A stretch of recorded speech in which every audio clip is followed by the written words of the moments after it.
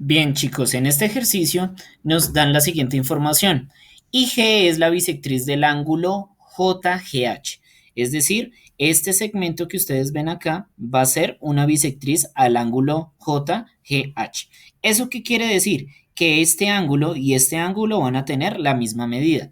Me están diciendo que JGI tiene una medida de 2x más 5. Por tanto, este ángulo va a medir 2x más 5 y este ángulo también tendría una medida de 2x más 5. Y la medida del ángulo JGH es igual a 90. Es decir, todo este ángulo grande va a medir 90. Dado que esta bisectriz divide el ángulo en dos partes iguales, quiere decir que 2x más 5 va a ser igual a 45. Entonces vamos a resolver esta expresión, que sería 2x más 5 igual a 45 para determinar cuál es el valor de x.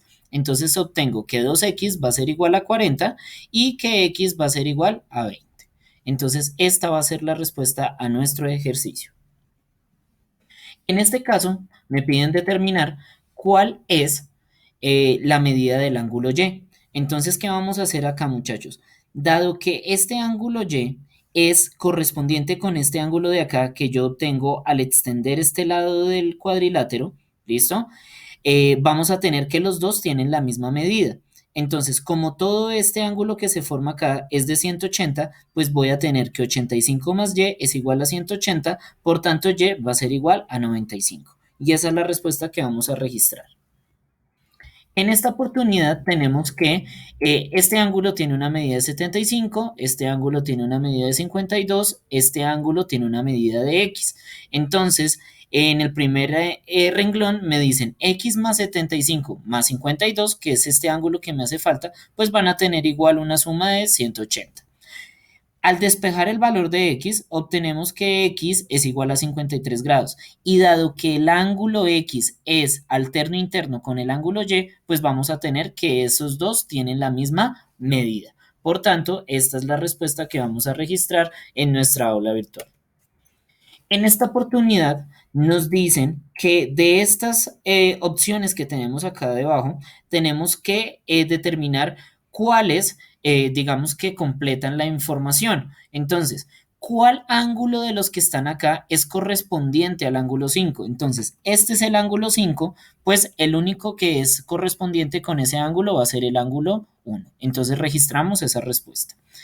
El ángulo que es alterno interno del ángulo 4. Entonces, como tenemos que este ángulo de acá es el alterno, ¿listo? Ese es el ángulo 4, pues el ángulo 5 será el ángulo alterno interno. ¿Cuál será el ángulo alterno externo al ángulo 7? Entonces, el ángulo 7 es este ángulo que tenemos acá. ¿Cuál es el ángulo alterno externo? Pues será este ángulo que tenemos acá, que va a ser el número 2. A continuación me piden que determine cuál es el colateral externo al ángulo 2. Entonces, si este es el ángulo 2, colateral externo va a ser el otro ángulo externo que está al mismo lado de la transversal.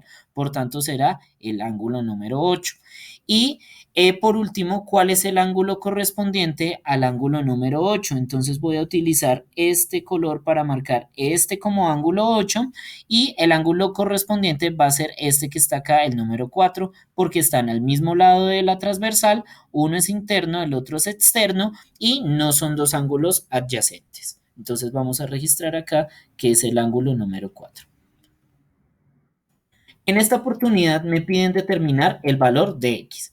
Entonces, como este ángulo es correspondiente con este ángulo, y dado que son paralelas estas dos rectas, ¿listo?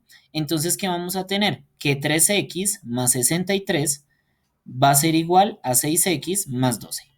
Entonces vamos a despejar el valor de x. Me quedaría 6x menos 3x y al otro lado de la igualdad me quedaría 63 menos 12. 63 menos 12 me da como resultado 51 y 6x menos 3x me da como resultado 3x. Al simplificar esta expresión me quedaría 51 sobre 3, por tanto la respuesta sería 17. Entonces vamos a marcar esta como nuestra opción de respuesta.